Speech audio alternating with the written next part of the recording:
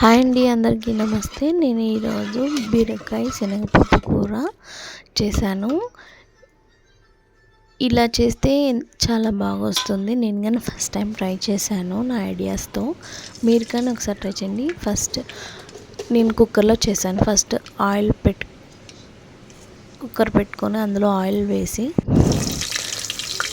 ఆవాలు, జీలకర్ర, ఉల్లిపాయ, టమోటా ముక్కలు వేసి వేయించుకోవాలి. నేనైతే దీన్ని కుక్కర్లోనే చేశానండి, ఎందుకంటే మనకి గ్యాస్ సేవ్ అవుతుంది కదా, గ్యాస్ సేవ్ అవుతుంది కాబట్టి అందుకని కుక్కర్లోనే చేసుకున్నాను. ఇక్కడ నేను 2 గంటల ముందు శనగపప్పుని నానబెట్టుకున్నాను. తర్వాత 3 బీరకాయలని కట్ చేసుకొని పెట్టుకున్నాను. తర్వాత బీరకాయని, శనగపప్పుని కుక్కర్లోకి వేసుకొని ఉప్పు వేసుకొని వేయించుకున్నాను. తర్వాత పసుపు వేసుకున్నాను.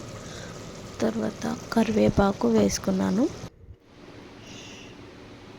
తర్వాత దానికి కావాల్సిన మసాలాను చిన్న బాండ్లీని పెట్టి అందులో 1 స్పూన్ నువ్వులు, తర్వాత కొంచెం పప్పులు, పుట్నాలు అంటారు కదా అవి, తర్వాత వేరుశెనగ గుళ్ళు కొన్ని, తర్వాత చెక్క, లవంగం కానీ కొంచెం వేసుకున్నాను.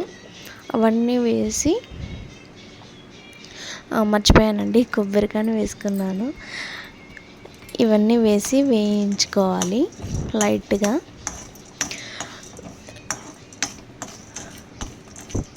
నేను కానీ ఫస్ట్ టైం ట్రై చేశానండి, బాగా వస్తుంది. అప్పుడు నేను 8th క్లాస్లో ఉన్నప్పుడు హైదరాబాద్ వెళ్ళినప్పుడు మా వదిన వాళ్ళ ఇంట్లో మా వదిన బీరకాయ శనగపప్పు కూర చేసింది. చాలా బాగా నచ్చింది నాకు. అది ఎలా చేయాలో అనేది యూట్యూబ్లో సెర్చ్ చేస్తూనే ఉన్నాను.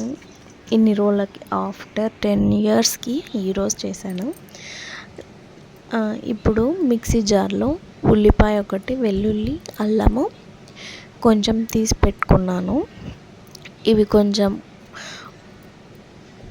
కోర్స్గా గ్రైండ్ చేసుకొని, తర్వాత ఇప్పుడు మనం వేయించుకొని పెట్టుకున్నాం కదా అవన్నీ దీంట్లోకి వేసుకొని పేస్ట్ చేసుకోవాలి.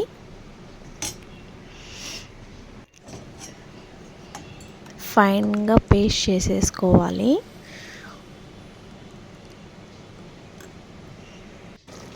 ఇప్పుడు పేస్ట్ చేసుకున్న మొత్తాన్ని